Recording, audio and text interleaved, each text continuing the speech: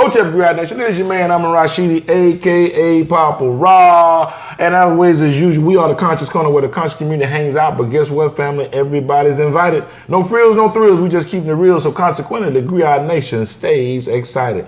I'm feeling pretty good right now. The home team is back from Buffalo. Unseen. Brother Khalil's made his first visit to Dallas that I know of. And look, y'all, we're getting together. I'm hoping the Thursday night we're going to be getting together with everybody, just kind of like having a family reunion, because downtown is where it used to go down with all our filming. And we've come full circle, and we developed so much thanks to Brother Khalil. You know, I've come to the 21st century with technology. And that just started, y'all, with a phone. It's amazing. But you all, one of the other things, too, I want to talk about was, you know, my daughter just had a baby, Baby Lay. You remember we wrote a song called Baby Lay. We were going to re-release that. We didn't officially release it. But it was her graduation. She graduated from Texas Women University. Well, that same Baby Lay a couple years later has had her own baby. Jude Elijah Mache Rashidi. Another Rashidi is born. That is number 7. And I thank the Creator for that, revealed and known by many names, and I'm so happy about that. And every time I see that baby, you know, when I first held him, it's like I felt the vibration of my ancestors, and I'm not trying to get deep. I'm just expressing how I felt. When I looked at him, I saw my mother, I saw my grandmother, I saw my grandfather, I saw my son, I saw my family line. It's like every one of my children I could see in this child. And what's so unique about it is two people who didn't even know each other came together and created a bloodline. And, you know, and I say that as we talking about bloodline is, you know, when I say black people, you all, I'm talking about when I say, you know, black folks or we talk about the issue of black people, I'm talking about the black family.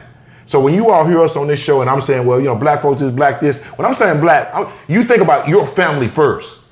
Instead of some construct like Black Lives Matters. That's a phrase. Black lives do matter. But my point to that is, the more time that I spend with my family and with my grandchildren, knowing that's an extension of my existence, the more I realize how important they are. Right. And with that being the case, I was riding through, I'd come through a little bit earlier because the baby got jaundice.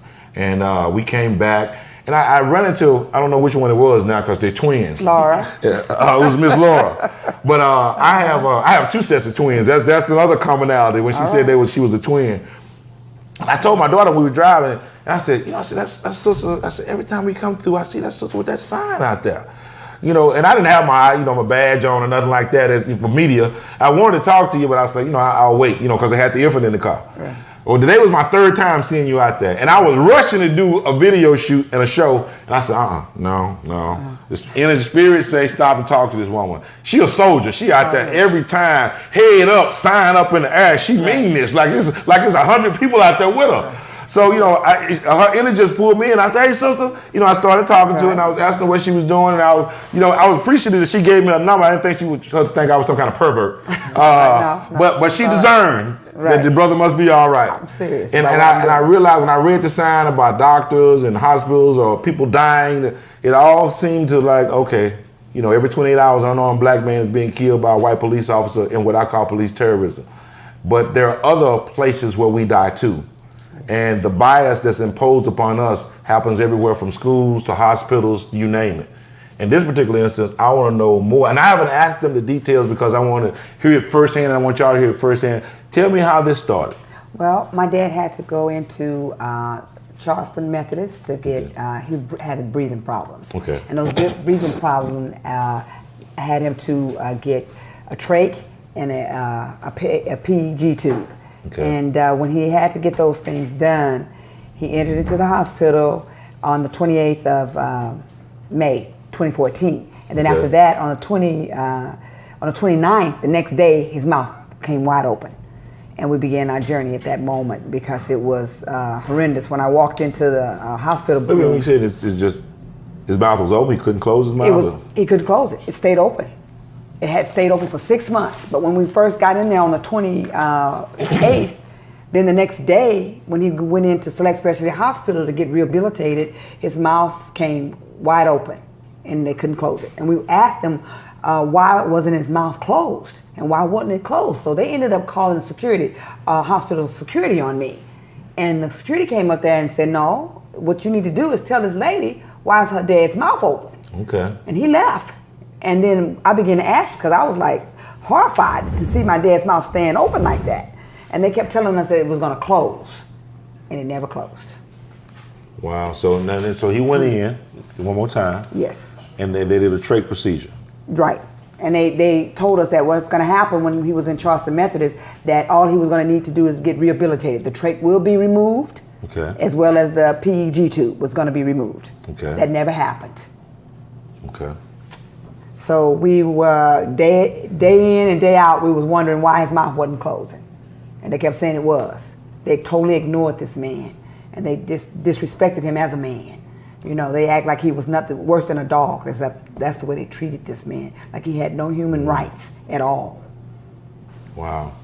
So let me sure I got this straight. So once he was in the hospital, and what was the prognosis? Why was he there? Why was he staying? So he had been shifted from the hospital to rehabilitation, you're saying? Right. He was supposed to be rehabilitated, and that was supposed to move from the trach as well as the PEG tube. He was supposed to come out of that state. Right. But he couldn't. When he went to Select Specialty Hospital, immediately what ended up happening, his mouth opened.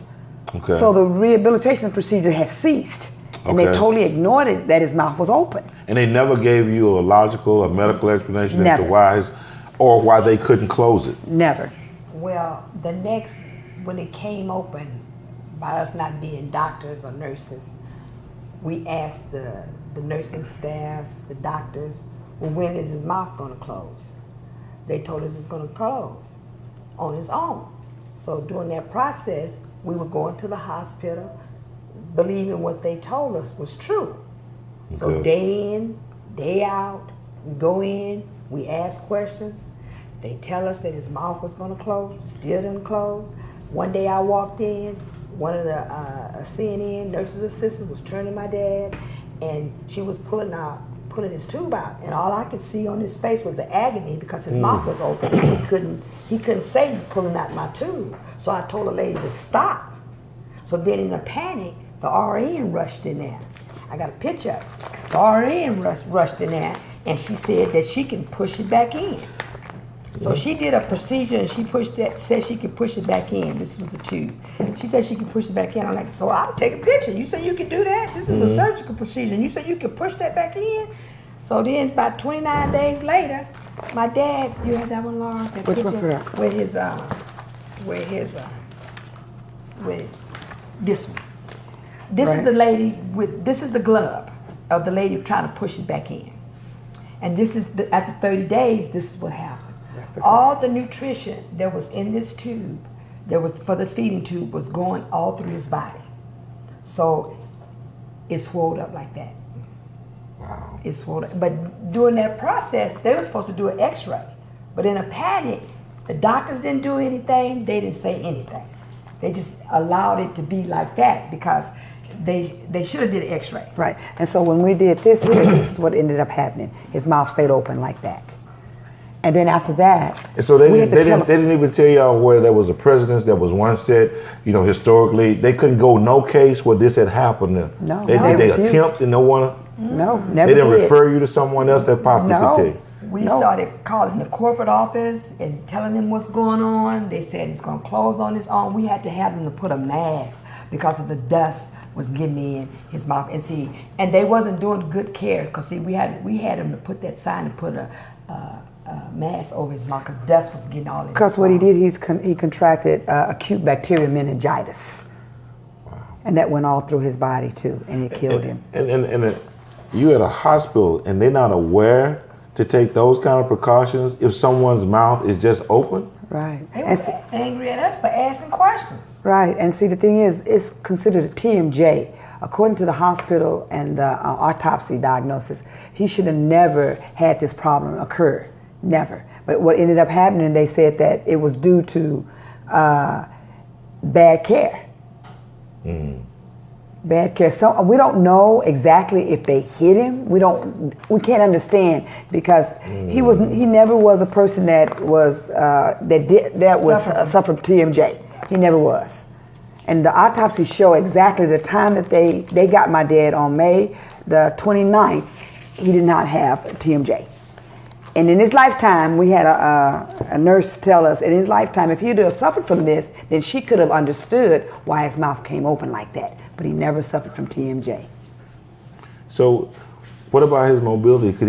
Was he functional in reference to moving his hands? And Yes. Okay. Mm-hmm. But they put a lot of lies into the chart. So when another doctor came in, and I came in, he said, "Oh, well, they said your dad he couldn't move, he couldn't do this." I'm like, "What? Who told you that?" "Oh, it's in his chart." I said, "Come here." So I went in and I started talking to Daddy. I said, "Daddy, raise your hands up." I said, "Daddy, shake this man's hand." So they were making money off of the elderly. They were playing so-called, want to play God to make money. I got you. See, they were giving patients medication that wasn't good for them. Yeah, it's financial management for them. Yes. As long as he's alive, I can get him on this.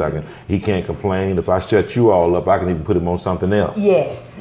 Yes. So, but we followed the procedure, what they said, that it was going to close. So when the tube came out like this, and it's So we talking about two different things. We talking about the negligence from them.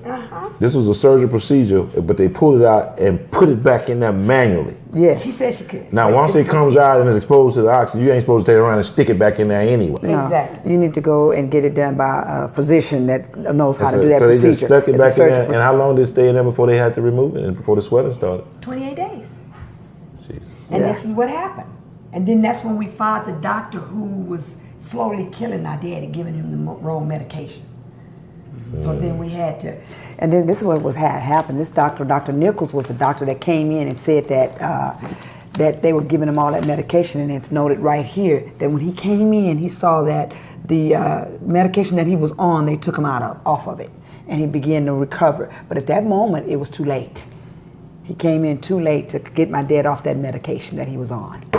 So he was administering drugs that he should not even been on at all. Put him in a comatose state? Yeah, that's what it did. Where he couldn't, he couldn't move then. Because I said, "Daddy," because I was putting his boots on so he could start to walk again and start to, and he kept tightening up. And that's because of the medication that they was giving him. But the doctor didn't want to answer any questions. Were y'all able to get a list of maybe the medication that they were giving him? Yeah, it's inside everything. Yeah, we got a copy of this here. And so when my dad ended up passing on, they had to sew his mouth together in order for it to stay closed. Wow. It was unbelievable. It was unbelievable. And also that he was military.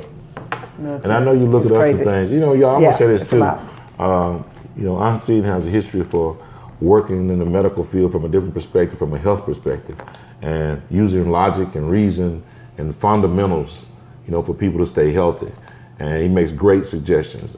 We have a show called the Cora Dixon Healing Experience. He co-hosted with Cora, and we did a show today called What the Health. And it's kind of ironic that I would meet you guys. Right. You know, the vast majority of it, correct me if I'm wrong, UNCN, you just shout it out over here, but the vast majority of people who died in the hospital. I think the last numbers I saw was close to 80% or more. So, you know, that's something I used to hear Dick Gregory talk about. You know, you got to be careful with that.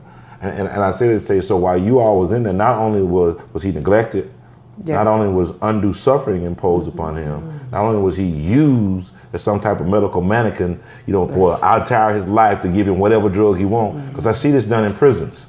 Oh, wow. When they put you in solitary confinement and they sedate you, they can come in and give you anything they want. So it's almost like it can happen in hospitals for money. Right, that's pretty much what So, it is. but here's my other thing is, the neglect that they impose upon you all, that's your father. Right. To call security on you while you concerned about your father. And the police. See, it's like, hey, I have no rights, you know, as a person. They looked at me like, hey, you know, you get out of here, we're the doctors and the nurses, and we're doing what we want to do. And that's pretty much what they were trying to tell me. So we're going to call the police on you. And that's what they do to our people. They figure like if they call the police on us, we're supposed to say, be fearful. Right. Not going to happen here. I'm not afraid to stand up for my rights. I have them. I'm entitled to them. And I'm going to stand up for them. That's why I'm out there protesting. Monday through Friday, me and my twin sister, we go out there and we let people know without fear. No, you're not going to just get away with killing my daddy and think it's acceptable, because it's not. This is a human being. He had rights, and he didn't deserve to die like this. It's uncalled for. How long was he from the start to finish, from the time he made his initial engagement with the hospital? How long was this process before he lost his life? All 6 months. He got his His mouth for 6 months. and it was crushing his brain. The longest his mouth stayed open, it was crushing. He died a horrible death. He suffered. See, we had to I'm saying, well, what's the? I mean, so how? I'm just curious to how that is the crushing the brain with his mouth open. See, I don't understand. Those are some of the medical things. So was he given anything for pain if they knew that this condition was doing this to his brain? Well, they tried to ignore his mouth being open. They didn't even document his mouth being open. If you look at all the documents. But the brain doesn't feel pain. But without, right? Okay. So he might have pain throughout the other parts of the body, but the brain doesn't feel pain. That's why when the lady was turned, I saw it in his eyes, the agony from the. Yeah, I just saw it. He may have been feeling it So- somewhere else, but the brain doesn't. Oh, okay. Because what was ended up happening, he was in suffering pain, whatever it was. But they was heavily sedating him and administering medication that he didn't need, that was killing him slowly. So we shaved him because they wasn't keeping his mouth clean. So we had him to put that sign up there. That's me shaving my dad. And we were going up there every day to where I ended up in the hospital for 3 days. Wow. My blood pressure was 210 over 110 because of stress. Because I was there every day. You didn't have they a stroke wasn't and a heart taking attack care. yourself. Exactly. So I was there because I had to be we all he had. And the doctors. How old was your dad? 82. 82. And I have a dad-in-law that's 96, and that's what I try to tell people. It don't matter how old you are. You don't deserve to suffer like this and not have medical treatment when you're entitled to it. Those are physicians, and they should have treated this man. Should have found out and told us also what was the cause of his mouth staying open like that. Like we consistently asked them, but they refused to tell us. And like I said, my dad-in-law is 86. He still drives and everything. So it doesn't matter, your age. You don't just mistreat somebody because you think you can. What I found here of late as I've gotten older is how age discrimination really plays a major role, and you don't think about it when you're young, but as you get older and things that you still can do and typically have done, many times you're looked over for certain reasons. Many times you're ignored, and what I'm seeing now is a lack of appreciation for life, because this represents long life. If you're 80-something years old, my grandmother's 90. I have an Aunt Alice who's 106 and still walking around doing her thing. And most people in my family, especially the women, live a long time. In this particular instance, he wasn't given that opportunity. Now, this is a cut and clear, dry case of negligence, if you ask me. And the pain and suffering that was imposed not only upon him, but upon your family. All right. Y'all have children. Yes. And everybody, went through this ordeal, but you all being his twins. Are y'all the only 2 children? Yeah. No, it's 7 of us. Okay. Yeah, I got 6. All right. Y'all one over. Why you see us out there now? Because after this happened, we filed a lawsuit Okay. against Select Specialty Corporation. Now, do they own that hospital? They own They Charleston Methodist? They own Their own company. They Select Specialty Hospital is that's who they are. Okay. Okay.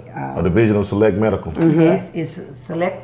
So it's got Methodist Charleston Corporation. Medical Center there. That is a hospital in a hospital. Okay. Okay, so they are rehabilitation. Once they can do surgery on patients, they send them down there to get rehabilitated. Like they told us that his tube was going to come out, his feeding tube was going to come out, and that's when he's going to get better to get him rehabilitated. And we have that tape from a lady, a nurse, that told us from Charleston Methodist that as soon as he get rehabilitated, all that, it'll take time, but his trach will be removed and the tube once he went down. Because as you see, he had the trach and the feeding tube in, and his mouth was closed. And they told rehabilitation, and then next thing we know, his mouth came open. So there was no rehabilitation being done. So what day did y'all start y'all sojourn? And when y'all decided to counter this and challenge back, was this after the lawsuit or before? Okay, it was March. It was in March. We started protesting because when we filed our lawsuit, we had to go pro se because the attorney that we had is in the federal jail. He's been indicted. Okay. So we had to take it upon ourselves and go to the law library and do our research and find out what laws apply to this issue. Okay. And we did. So we filed it pro se. And what'd you say? Okay, and after that, we found out that they fled. What? They fled the scene. Yeah. Once we filed our lawsuit, they left. The hospital, the Charleston, they didn't even tell. Wait a minute, it's empty. Man, this is not a TV. You mean like some kind of movie? Yeah. I'm saying these are pictures of an empty. Yes. Mm-hmm. Yes. Because okay. Oh yeah, this is some deep stuff. We got a letter that from their corporate office said that they neglected 8 other patients on that floor, on their letterhead. So when we filed our lawsuit, December the 2nd, 2016, before the statute ran out, that's when January they were gone because they didn't want to be investigated because it was other people in the hospital talking about their loved ones, what they're doing, why they're not out of bed, why they're still stiff, what's going on. So they left the Methodist, Charleston Methodist, and then they went to Baylor. Where you see us. And Baylor. Also, so this organization now is inside of Baylor. It's inside of Baylor. Yes, in the Johnson building on the 3rd and 4th floor. I'm feeling y'all wouldn't got them. Yes. Hallelujah. Hallelujah. Yes. We found out where they were at. It said based on our review of your father's medical record, your father. And 8, you see that? That's the one with the 8? Yeah, okay. Yeah. There was no sign of dry stool, worsening skin condition noted upon the assessment of your father's skin. Our review of the staffing assessment for this weekend demonstrated there was 3 registered nurses and no CNAs providing care for the 8 patients on the nursing unit where your father is located. So not only was they neglecting him, that's it. They were neglecting That's other patients. That's why they had to leave. Yes, sir. So we criminals. When we filed our lawsuit, we started going out there every day, nonstop. They thought we was gonna go away. Did anyone from Baylor, anybody ever come outside and talk to y'all and say what y'all doing? Yes, Teresa, she came out there and talked to me. Now, who is Teresa? Teresa is an assistant liaison for the employees. Okay. Yeah, she takes care of the employees. She's making sure that they get in good standards with their jobs and all that. Okay. But that's her job to do. Right. What she ended up doing, allowing us to see the president of Baylor. So we had a session with him, and we talked about what was going on, and we thought that he was gonna, pull some strings and make things happen to give us justice for what they did to my dad. But he worked for that same. You got it. Well, he didn't come out until 2 months after we've been out there. And then he tells us, when my sister and I were going there and talk with her, he tells us, oh, I should have been out here before then. But he didn't come. See, he didn't come out there because he didn't care.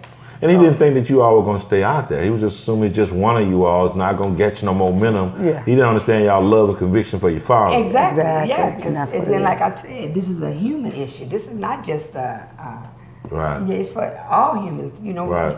That's inhumane what you did. Yeah, very inhumane. And when we started getting our discovery, found out the doctor knew about it and he scratched it out. And he didn't never tell us. He scratched, locked jaw, and he didn't even let the doctor come in that could have assisted my dad. That could have assisted my dad. He never let him to come in and close his mouth. He got it rid of the hair. Right here, locked jaw, and never let him come in. Man, this is almost like what the World Health Organization did with Strategi. I mean, when you gave him syphilis, when the people kept going back and complaining, and you like, there's nothing wrong. I mean, this is a continuation.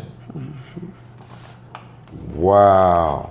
So now y'all went out, and how long have y'all been out there now? How long have y'all been protesting? Since March. June, July, August. I mean, what, 5, 6 months almost? Five months. 5 months. Okay.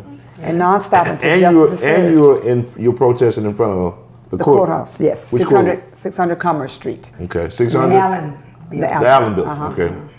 George Allen. We in the front of the courthouses because of the judges. Gotcha. Yeah. See, that's why we in front of it, because we followed their procedure. They said file your lawsuit, your civil lawsuit, and we did. They appointed presiding judge. The presiding judge was Sally Montgomery. Okay, she showed herself to be biased to us. She showed herself to be unrighteous to us. She was. I mean, now, mind you, this is a multi-billion-dollar corporation that we're going up against. Right. She didn't allow us mediation. She didn't allow us due process. Took away our 4th Amendment, 1st Amendment. She took away all that. So Y'all our just first told hearing. us they excluded you all completely. They thought you were just gonna go away after the what You grief killed and my whatever. daddy. Wow. You killed my daddy. You said it right. You know, this is my daddy. I care about my daddy. He said Black Lives Matter. He mattered to me. You know. Yeah. So this is important to me. Wow. You know, and like I was telling my twin, we had to put emotions out the way. Now it's time for facts to show people what's Right. real.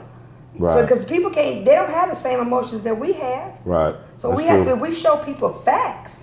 That's what Right. they're gonna look at. You know, so that's what we've been presenting. And when we went into that court, they saw two black sisters with facts, Right. with their law. And whooping them real good too. Guaranteed. law. With their law. So And so they've how been doing far all y'all kinds of into the process now? What's next? So We- y'all go back on the 28th 28th of of September. September. But we 8:30. so good that we have a lawsuit against the judge that initially was the presiding judge. Y'all hit them at all angles. That's what they would have done. See, the Father has been good in showing us what we need to have. Because he told us he was going to make this happen because it was an unjust act done to my dad. Y'all not getting any kind of legal counsel or advice from anybody at this No. point? We're just But doing the our Father, Hallelujah. that's who I Are have. y'all open for someone that may want to come in? If they want to come, because we have the facts and they want to come and show, you know, what they have, yes. Well, you know, I want to say this too. You know, you all hear us. For those of you who listen to us on WBLK and Times Square Media, Toronto, all the different stories that you've heard us break, here comes another story. Here comes the ordinary people doing extraordinary things, and this is a classic example of that. Their father was basically murdered through neglect. And not only did they neglect him, they ignored and neglected his daughters as well. And I think they need to be brought to justice. And I don't think that justice should be just carried out by these sisters. So if any of you lawyers out there and you brothers who say y'all want to come, and sisters, and want to assist, this is an opportunity. I know every lawyer got pro bono work. And if you still got some, we sure could need it. And if you just got the heart to say, look, that could have been your father and you're in a position you could do so, please hit us up. Khalil, what number could they call? You know, we just, you know, is there a particular number I could tell them to call in? Okay, so do y'all have a number that you would like to give? 214-789-4102. Yeah, and you know, and you all can also hit us up, but I definitely call them, you know, because I want you to get to them directly. But if someone calls the station, what is the Griot number? 443-48 Griot. Yeah, 44348 Griot is the secondary number. Give y'all number one more time. 214-789-4102. That is for any of you all who want to come out and assist. And here's the other thing too. What days are you all protesting? We go Monday through Friday, and it depends on how the Spirit leads us in the morning Okay. to the evening. The latest time is after 5. That's the latest Okay. time we go. Well, I definitely like to, you know, solicit some other people if you are open for some support there. I mean, because all the support that you can get is necessary. I would think that the major networks would cover this, that would come out, but I know better. And normally when someone else breaks the story, and if you have enough humanity about you, then sometimes maybe you will come and follow through. Well, we're up for a fight for righteousness and justice, and that's what we're looking for. And in America, it's hard for us as a people to get justice in our court system. So we feel like court's in session. The Most High is on the throne, and then righteousness will be served because we're not going to give up until it is. What did he die from? Because it's I'm seeing where y'all was asking the question, what did he die from? Acute bacterial meningitis. It went all through his body. His mouth being open too contributed to that because of the dust and everything that was getting into his mouth. That's neglect. That's. I mean, here's something that's staring you right in the face. yes. Because the layer surrounding the brain Yes. is pain, and that's what meningitis is. Yes. That's pain. Yes. And It it's was crushed real his Wow. brain. And he Real couldn't painful. tell us. We could just see it in his face. Because once the layers swell, it crushes brain. But bring your chair on up over here, even if you And can sit it and off her mic right and there. I didn't like looking at my dad's pictures. When my dad died, I didn't want to look at his picture. You slide that chair with? Slide See, that chair just where when- I had it, so she needs. Okay, yeah. When- Okay, yeah, that's right. There we go. You come on over, scoot over here and Chair give me right some. there. Oh, it's too late now. I didn't. You said you need that chair right there. I Come on didn't. that side. Uh, You said come on that side? No, you was gonna sit in the middle. That's good. What about this side? Is that too far? yeah, you got the frame right there. I said more times. See, I'm not saying. You scoot over, sister. Then I guess then he'll get in the middle right here. Oh, right No. Yeah. Move that out the way. Then yeah. Exactly. Get that balance. Khalil's doing over there with the slow grind. I told you. Now that's when you're supposed to speed up.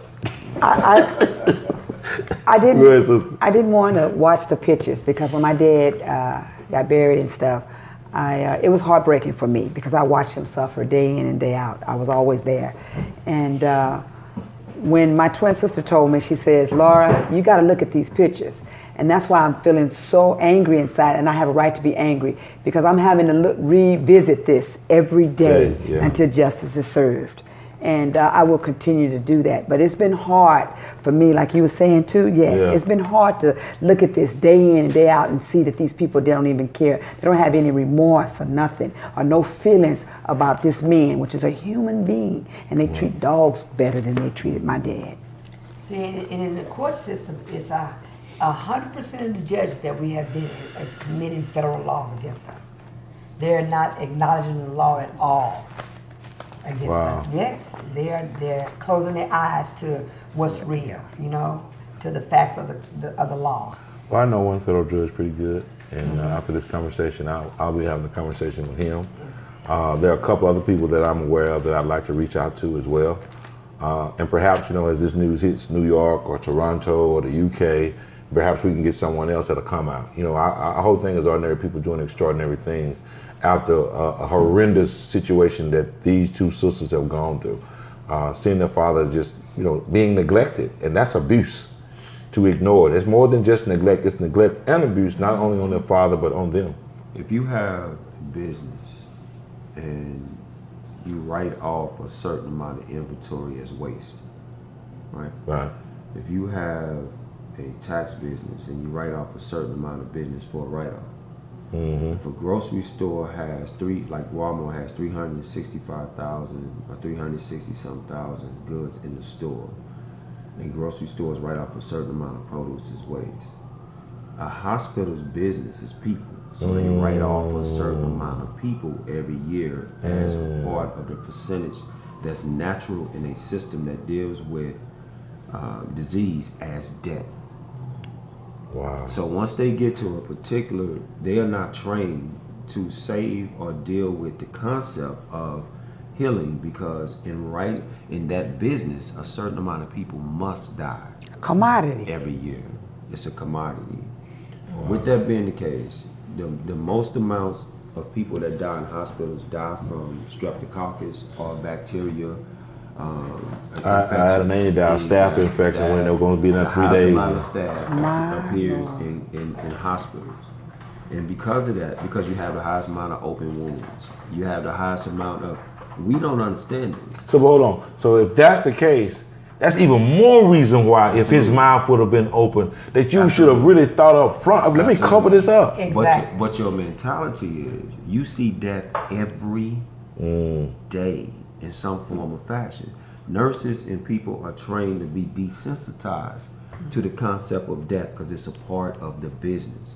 Until we step in, hospitals become places of healing, which is not the purpose of hospitals. Don't get it twisted. You're there to treat the sick. Force them to change that. You're not going to heal. And so the concept is for people who, we've seen a lot of people, and my grandmother was in this condition, and they gave her morphine for pain. But it didn't become a matter of reversing the condition. It became a matter of pain management. So if you see somebody in pain in the hospital, then what you do, you give them medicine for the pain, but you can't reverse the condition. You're not there to reverse the condition.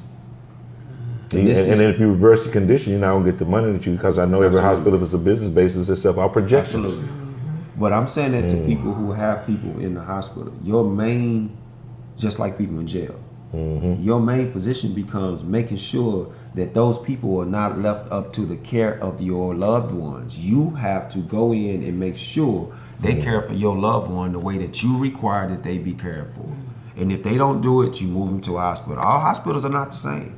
Every now and then you run into a doctor or a nurse. When I had pneumonia, a doctor, they told my mother to take me home and just care about me because I only had probably 6 weeks to live. There was a nurse that stayed with me for 7 months. She didn't go home. Wow. That's the exception. Kind of like Charlie And Wilson not said, the he had rule. that nurse that helped him. Exactly. And I want to say this too to all the people in the medical field, because care. most of the people in my family are police officers or they're nurses or case managers. You know, my mother was like that. My daughter was like that, and so many others. You know, that really care about patients. But I've seen a lot of them who don't. And my mother used to work nursing homes, and man, there's some abuse go on in some nursing homes. But you know, I don't want to belabor and get too far off. I want to get back on center. I want to get that date out one more time. Okay. That you all are going to court, because that's right around the corner, and we It's need to for- get as many people out as we can. It's for our default judgment that they've been Okay. trying to ignore, and you cannot reschedule a default judgment, but they've done that to us. So this last time we got coming on the 28th of September at 8:30. We would like as much as people that can 8:30 a.m.? 8:30 a.m. Yes, Okay. at 600 Commerce. And you all are not only suing the hospital, but you're suing the judge that. We got her on something for Okay. neglect, and also Okay. too for us due process of the law. Okay. Because when Exactly. Go ahead. Okay, see, when they sent my daddy down for the tube part, when the tube came out, this is what this hospital did when they throw them away. When the tube came out and it swelled like that, Yeah. because that facility did not have the equipment to do to Those reinsert type of this, treatment, yeah. they send him back down to Methodist. So they had to discharge him, and they said they was gonna come back and get him, but they didn't. They left him there. That's the key, Okay. because They swelling. left him there. Because They swelling didn't come is back and get him. swelling is an automatic sign of bacteria or automatic sign of infection. Once that happens, then the time starts ticking. If you decide that you're going to neglect the person, your elbow or your knee can swell today. Tomorrow you could be amputated. That's how quick and how serious that is. So that is a matter of what they call it, malpractice. Malpractice. And see, that's the Select thing. said that they was going to come back and get him once they completed the surgery, but they closed their eyes to it. Right. Like they said, oh, well, he was discharged. Because you have to That's not true. understand, in hospitals, again, death is a matter of business. It's not something that's abnormal. And so unless people step up, just like in court systems, if everybody who 96% of the cases are determined by plea 97 by bargains, plea bargain. that is the most massive human rights violation in the history of the world. If only 50% of people decided they wanted to go to trial, they would bankrupt the system. Revolution would take place overnight. If 60% of the people demanded answers for the deaths of the people in hospitals, the medical industry would have to change its practices. You know what? And based off what you said, it goes back to the justice system again, because one of the reasons why the prosecutor is one of the most powerful. I say this again: a prosecutor in the city or district attorney is one of the most powerful people in law. Period. Don't talk to me about judges, because they all give way to that person. And that's why somebody who would have had a misdemeanor in 1972, that same misdemeanor now is a felony. Based off the plea bargain system. And it looks like the same system is being co-opted like this in hospitals. Because you know what? It seemed like if there was a time, because you know, after 6 children, family working in hospitals, being nurses, you see a lot in the hospital. But I see people a lot more, you know, their attitude is so much colder now, especially to the families. I told you, ma'am, you couldn't put this in here. I mean, just like the attitude is, it's like it's gone. And to me, that was part of the treatment for healing. Well, that's what they told me. Hey, when the police came, they said, wait a minute. Police? Yeah, they They called called the police on me. them. Yes. When I first walked in there, I saw my dad's mouth open. I got hysterical. I was like, "Wow, what is this? It was abnormal. I've never seen nothing like that."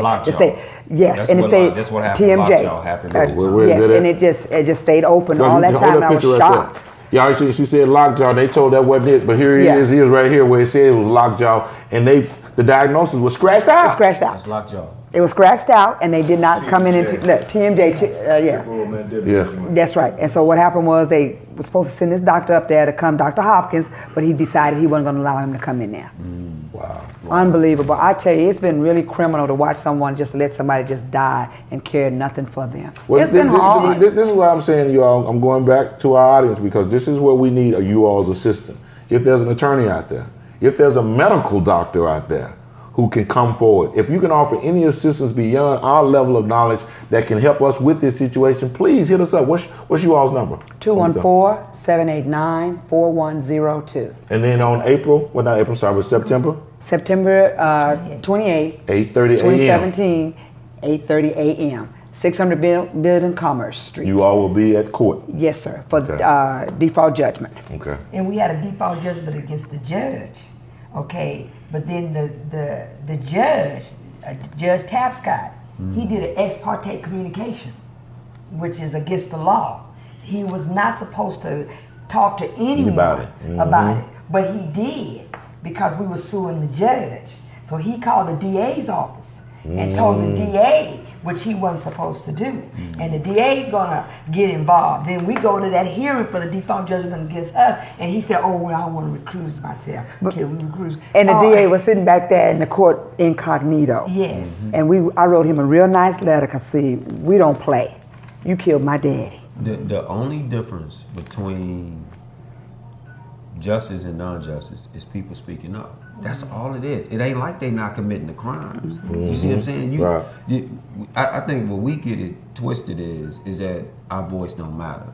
Right. It don't take no but two people sitting on the street protesting, and then you showing up and saying, wait a minute, we need to make this known. And now a judge is on blast, a DA is on blast. Yes. Everybody should be held accountable for their actions. We're not saying that you did this on purpose, Right. but this is a result of your actions. Right. So that needs to be dealt with, because if it was us, they'll have our black ass Already. raised up somewhere. Already. I mean, Sure and was. through negligence, that means that there's going to be some financial peril. You should be impacted. That's You know, right. I'm talking about the Compensated. hospital should be named after your daddy last name. Green. Green Memorial Hospital or something. You change the name of that. Hello. But see, because of us being black, they think that we're supposed to just go away and accept what we've been taught and accept what we supposed that says it's okay. Just go away because we've already taught you that this is not what you're supposed to do. That's locked So up. you need to just fall in line. But that's not gonna happen. You're gonna pay for what you did to my dad. And like I told my sister, I want an apology and I want what we asked for. We changing the law. And no matter what we have to do to change it, we gonna change Okay, it. have y'all got a chance to talk to a state senator? I guess, is Royce West state senator? He's still state senator? I'm not sure. I'm not But sure. I think so. And, you know, I don't know who's in Congress right now, but whoever's there, we should be making calls to them and perhaps, you know, setting up something where they can be a visit. Well, we've been Because doing where did he live? and DeSoto. DeSoto. Well, let's find out who's over DeSoto. You know, I think that's Royce's area. I don't We think went to it's, John Wiley Price. We went to the commissioner's court. We've spoken before the commissioner court. What'd they because say at the commissioner's when we court? was in the This Charleston message? Charleston But Methodist the Three select- Select and Special Hospital. just When for he got the PG surgery. coming up, y'all, and y'all may hear this because we're doing this. I just, not only did, after they sued him, brother, they went to the hospital and they had left. yes. They got pictures of the hospital. Ain't nobody in it. And they moved to the, what floor in Baylor? The 3rd and 4th floor in the Johnson building. He didn't get away. That was just fine. And they, I mean, you won't be talking Jetted about out. us being scandalous. Got to be. And that's Boy, we because strong. we don't do nothing as That's a right. people. That's we right. accept it, and no one does anything. That's right. We have to stand up for our rights, Without no matter fear, what. without Right. fear, and standing knowing that nothing can happen to us. If we think it can, then it can. But we know and we understand that it can't happen. And that's why I tell people too, I say, you see all these angels around me? I ain't scared of you. And I know for a fact that I got the strength, and they see that. And one thing about people, they can see when somebody got fear and Right, when they when you don't have fear. And the deepest part about that, you got people inside the industry and people outside the industry that want to do something, but they don't have nobody standing up that they can stand behind. You got doctors that want to stop this, man. Right. All these natural doctors that are getting murdered. They trying to figure out how these doctors are getting killed. Like, how it's they been about ended like up 47 dead. of them have ended up 47 dying. of Yeah. them over the past year that's coming In out one of this year. industry. Now, in 1 year, come on, 1 And year. ain't nobody saying nothing. What kind of coincidence is that? Do the math, the rudimentary math on that. How many is that people? Is that every 2 months or every, 47? We come back and hit that later on. That's a lot of people in 1 year. Yeah, that's over. They just happen to be in the same discipline. Yep, over four doctors, almost 4 doctors a month. See, that's criminal. That's coming out saying that there's a problem. And nurses are closer than doctors. Right. And you got a lot of nurses that are on the inside like, man, I can't believe that we witnessing this every day. But death makes you cold and callous toward life, man. And so ultimately, here's your dilemma. Your job, you see what I'm saying? So if nobody stands up and champions this with you, you're not gonna say nothing. You gonna turn up. You gonna keep. They tried to when when my wife had type 2 diabetes, and she ended up, with a mechanical pancreas, and she ended up going into ketoacidosis. And they were gonna kill her. They were giving her morphine, running her blood pressure up. She was crying every day. I unplugged her personally.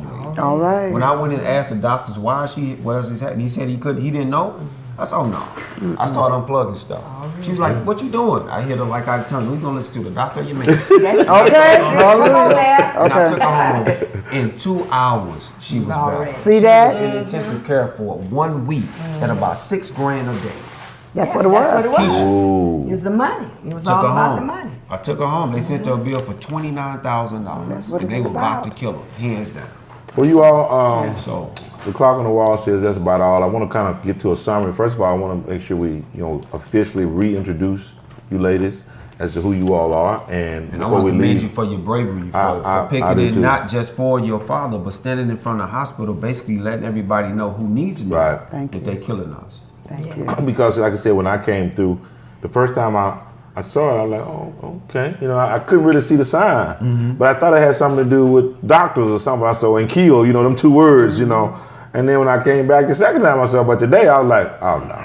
And I was rushing, I was lying, I was like, no. Something in my spirit say stop and ask this sister. Because rarely do you see one person committed enough to commit to something like right. that ongoing.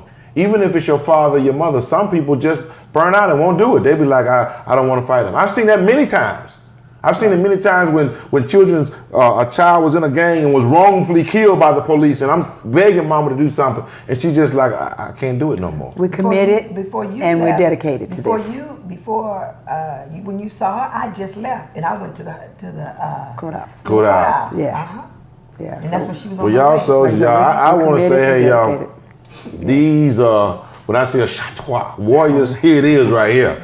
This is an example in the flesh. They call it Ibeji, the twins. And I just want to thank y'all for who you are. We're Griot Nation. We will support you. I don't know what PG is. PG you still in the building, PG? I want to holler at him too about us coming back possibly on Wednesday and continuing this dialogue, where we get some people to interact with us and get as many people as we can out, perhaps some other people to call in. And I do believe this is going to be a short documentary, possibly a longer documentary, because what's happening in the medical field is criminal. We have a Facebook page. Well, let's just give them all the information. Yes. We have a Facebook page. Let them know where your Facebook page, how they can contact It's you. Henri Louis Green Jr. on Facebook. One more time. Henri Louis Green Jr. And HONORY Louis LOUIE Green GREEN Facebook Junior. Okay. So we definitely, you all go check it out. Do y'all have like a crowdfund or anything up to raise money? Because this is, No, we don't have anything yeah, we like that definitely yet. do whatever we can. If y'all can support in any kind of way, want to make sure, is there email where they can contact you guys if they want to? You can do mine at hallelujah6@yahoo.com. Hallelujah6@yahoo.com. I remember that. That could be a TV show. Hallelujah6 at yahoo.com. And that's HALLELUYAH, the number 6@yahoo.com. And Daddy has a website. Okay. Because we made a Facebook and a website for my daddy. And it's H, what is H, L, I can't remember because I just made it. I just made it. It's All right now. H, L. Well, you can go look at that. I want to say this too, before we go. I seen definitely you chime in. We had a very good show earlier talking about what the health, and it's, we all need to do some significant things to try to do a better job. I don't like to use the word try, to be healthier. I talked to Unseen about coming together with some best practices, identifying the difference between food and non-food, what's processed, what's not processed, what's the superfoods, what's something that I can just walk in the door and pick up something that's good for me, what's that alkaline water. Just some fundamental things. If we started, I believe we could live longer. I know I've attempted some of these things, not just for me, but over a long period of time. I've never been a bad eater or abuser of food, but I want to do better. And who says that as you get older, you have to get worse? I think we can refine ourselves. I like what Brother Dr. Sebi, even though Dr. Sebi is gone, I suggest that many of us, I'm seeing what are some other people that, now Dr. Sebi has passed away, that maybe somebody want to learn more. that we could maybe? Layla Africa. That's right, Dr. Layla Africa. Okay. Be careful. Yeah. Nature Boy is out there. He's a new brother, young brother. But the key is to have or to deal with people who are dealing with who you are as an African person.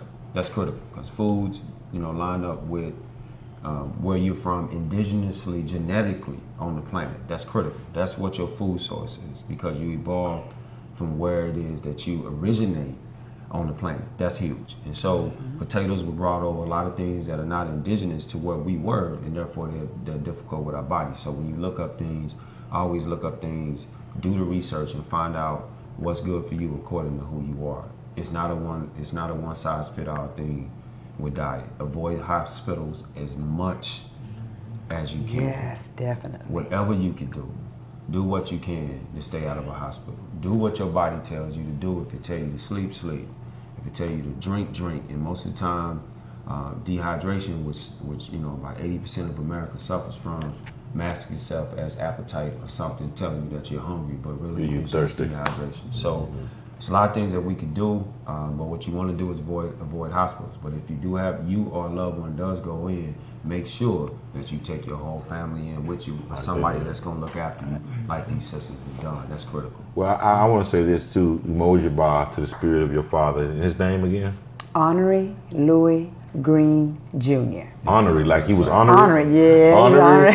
Louis, is it Louis? Louis, L-O-U-I-E. Honorary yes. Louis Green Jr. Yes. Okay. He was honorary, all right. Yeah, he was honorary a good man, and I Louis love him. Green Jr. Well, a Mojaba to the spirit of that brother and to the spirit that still lives through his daughters who are fighting for his memory. And we need to work with them in this fight. That date one more time at the hospital, not the hospital, but in the court. September 28th. Okay, September 28th at 8:30 a.m. What building? 600 Commerce Street. Dallas, Texas. Dallas, Texas. Dallas, Sixth floor.